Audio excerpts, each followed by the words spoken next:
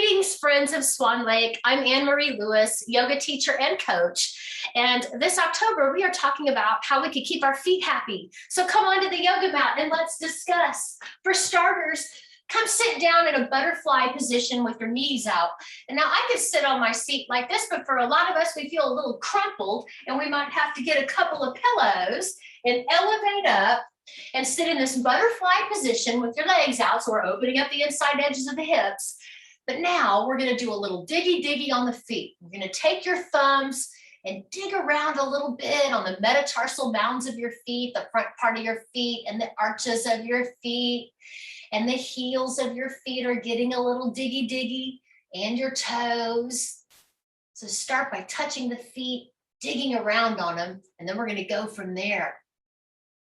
Right? So this is just a couple of minutes of a video, but you could spend as much time doing any of these exercises for your feet.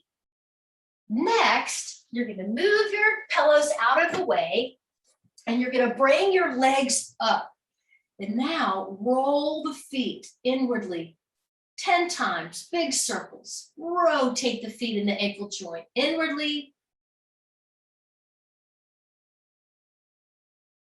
And when you wrap that up, 10 rotations in the other direction. Roll the feet through their full range of motion in the ankle joint, inward rotation and outward rotation. All right. After 10 rotations inwardly and outwardly, you're going to rock yourself up into a squatting position. And you're going to sit back on the heels and then slide the heels together and let the knees go wide. So now you're in that butterfly seated pose again, but you're not on your seat. You're on the ball mounds of your feet. So I'm just showing you here. I was sitting on the ball mounds of my feet, then I took my knees wide and brought my heels together. Now anchor the hips back and walk your hands out. So at once it's stretching out the feet and opening up the lower back. So drop in. Get 5 or 6 deep breaths here. I'm just going to show to the side again that I got my knees wide. I've got the heels of my feet together and I'm anchoring my hips back, opening my feet and my lower back. So I always spend 5 to 6 deep breaths here or longer.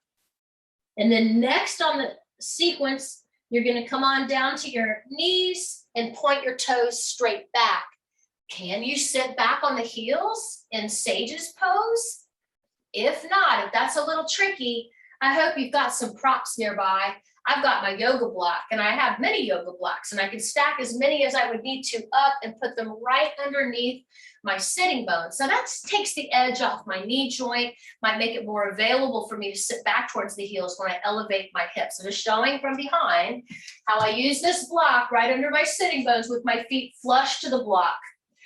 Now that you're in your Sage's pose, can you continue doing a little diggy on the feet with your thumbs? The feet are in plantar flexion.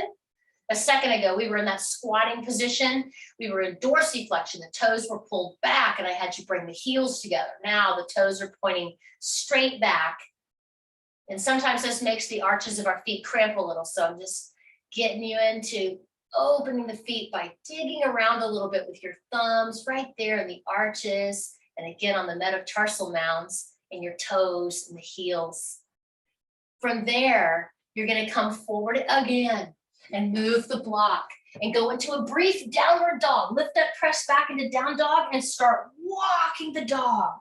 Stretching one heel down at a time while bending the opposite knee. You're stretching away from the floor through the hands and wagging the dog's tail. Now I'm pressing back on the outer edge of my opposite foot as I drop one knee in. So I'm opening up my feet and then opening up the hips and the backs of the legs.